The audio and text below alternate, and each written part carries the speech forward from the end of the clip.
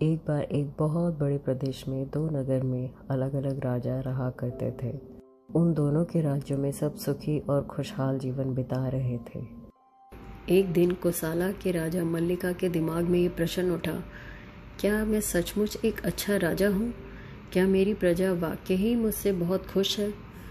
राजा को ये तो पता था कि उसकी प्रजा में सब सुखी हैं, पर फिर भी पता नहीं क्यों राजा को हमेशा ये लगा रहता था कि शायद कुछ तो बात है जो मेरी प्रजा मुझे नहीं बताती। मेरी को भी कोई गलती नहीं होती, या मेरी प्रजा मेरे भय से मुझे सच बताना नहीं चाहती। इसी प्रश्न का उत्तर जानने के लिए राजा ने सोचा, आज मैं सभा में ये प्रश्न उठाऊंगा। मैं जानना चाहता हूँ आखिर सच क्या है। उसने अपने मंत्री से पूछा, मंत्री जी, क्या आप बताएंगे कि मेरे चरित्र में कोई कमी है? चरित्र में तो कोई कमी नहीं। आप तो एक बहुत ही कुशल राजा हैं। आप एक बहुत ही दयालु, ज्ञानी और बहुत ही एक श्रेष्ठ राजा हैं। राजा फिर भी मंत्री की यह बात सुनकर सहमत नहीं हुआ। उसे लगा कि ये लोग शायद मुझे सत्य कहने में हिचकिचा रहे हैं। उसने सोचा, मैं नगर जाके खुद सबसे पूछूंगा। एक दिन राजा खुद ही नगर की ओर चल पड़े। उन्होंने वहाँ लोगों से पूछा, क्या आप बताएंगे क्या मैं एक अच्छा राजा हूँ या नहीं? तब सभी नगरवासी ने राजा को यही जवाब दिया, नहीं महाराज, आपकी कोई गलती नहीं। आप एक बहुत अच्छे राजा हैं। आपके इस राज्य में हम बहुत खुश हैं। आप हमें कोई तकलीफ नहीं होने देते। हर किसी ने राजा से यही कहा। फिर राजा ने उन सब का जवाब सुना और आगे चल दिया। लेकिन अभी भी उसके दिमाग में यही प्रश्न था कि शायद मेरे मंत्री और मेरी प्रजा के लोग मुझसे डरते हैं और वो मुझे सच नहीं बताना चाहते। मैं जानना चाहता हूँ आखिर सच में मैं एक अच्छा राजा हूँ या मेरे अंदर कोई कमी है। मगर ये सत्य मुझे कौन बताएगा? यहाँ तो सभी मेरी तारीफ़ ही करते हैं। लगता है मुझे नगर से बाहर जाके पूछना होगा। बस यही बात अपने दिमाग में रखते हुए राजा एक दिन अपने रथ को लेकर दूसरे नगर की ओर चल पड़ा। राजा का सारथी अपने राजा की आज्ञा अनुसार उसे वहीं ले जा रहा था जहाँ जहाँ राजा मल्लिका उसे जाने को कह रहे थे। लेकिन दूसरे नगर में भी जाने के बाद राजा फिर असंतुष्ट होकर वहाँ से लौट पड़ा। फिर उसने अपने सारथी को कहा, चलो रथ को और आगे ले चलो।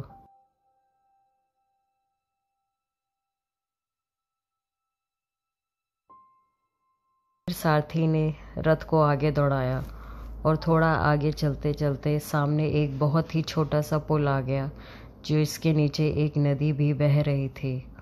और उन्होंने देखा कि सामने से एक रथ और आ रहा है। राजा मल्लिका के सारथी ने कहा, रुक जाओ, अपने घोड़े वहीं रोक दो, हमारे राजन को यहाँ से गुजरना है। यह मेरे राजा मल्लिका का रथ है, यही यहाँ से पहले गुजरेंगे।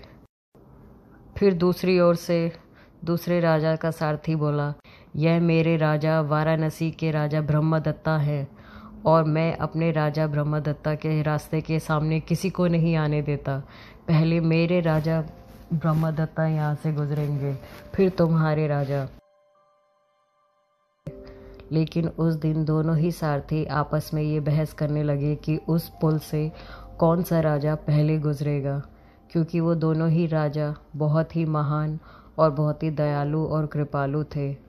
अब इस बहस को होते हुए बहुत देर हो गई थी और उन्हें समझ नहीं आ रहा था कि किस राजा को पहले आगे बढ़ाया जाए। फिर उन दोनों ने यह फैसला किया कि हम एक दूसरे के राजा की खूबियाँ एक दूसरे को बताएंगे और उसी से यह फैसला करेंगे कि कौन राजा सर्वश्रेष्ठ है। दोनों इस बात पर राज़ी हो गए। कोसाला के सारथी ने कहा, मेरे राजा की उम्र ज़्यादा है और उनका राज्य भी बहुत बड़ा है, इसलिए वो ही पहले जाएंगे। वाराणसी के सारथी ने कहा, मेरे राजा की उम्र भी ज़्यादा है, वो उनका राज्य भी बहुत बड़ा है। हम दोनों के राजा की उम्र समान है और राज्य भी समान है, इसलिए दोनों ही बराबर है। अब बताओ हम क्या करें। तो उसने कहा, चलो जो ज़्यादा सर्वश्रेष्ठ है उसी को पहले आगे जाने दिया जाए। जो ज़्यादा बुद्धिमान होगा वो ही ज़्यादा सर्वश्रेष्ठ होगा। कोसाला के सारथी ने कहा, मेरे कोसालगढ़ के राजा कभी भी किसी के साथ बुरा नहीं होने देते। अगर कोई बुरा है तो उसके साथ वो बुरा करते हैं, और अगर कोई अच्छा है तो वो हमेशा उसके साथ अच्छा ही करते हैं।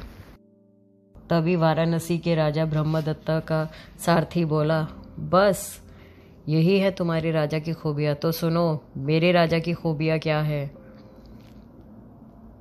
तब कोसालगढ़ के राजा ने अपने मन में सोचा, मैं भी सुनना चाहूँगा आखिर क्या खूबियाँ हैं इस राजा में।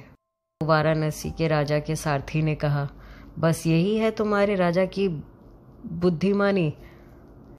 तुम्हें कभी पता नहीं चला कि तुम्हारे राजा की गलती क्या है।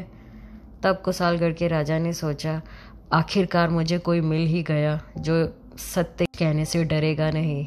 तब राजा ब्रह्मदत्त के सारथी ने कहा कि मेरे राजा तो बुरों के साथ भी अच्छा ही करते हैं, और जो अच्छे होते हैं उनके साथ और अच्छा करते हैं।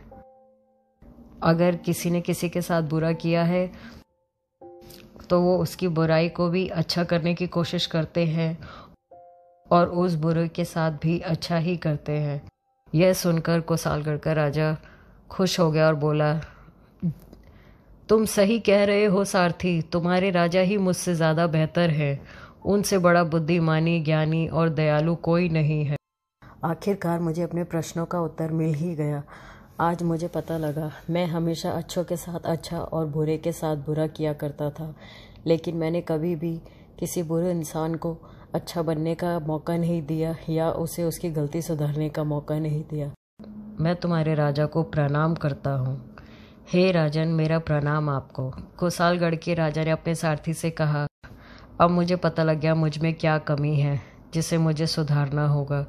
चलो सारथी, रथ वापस राज्य की तरफ ले चलो और राजा ब्रह्मदत्ता को यहाँ से पहले गुजरने दो। और अपने मन की शंका को मिटा के राजन वापस अपने नगर की ओर चला गया। अच्छों के साथ अच्छा तो सभी कर लेते हैं और बुरे के साथ सब बुरा करते हैं, लेकिन कभी कभी इंसान के हालात उसे बुरा बना देते हैं। इसलिए हमें सच को जानकर ही किसी भी बात का फैसला करना चाहिए। कहानी यहीं ख़त्म होती है। आई होप आपको ये कहानी पसंद आई होगी। अगर आई है तो please do like it, share it and subscribe our channel. Thank you. Thanks for watching again. Bye bye. Be happy and be kind.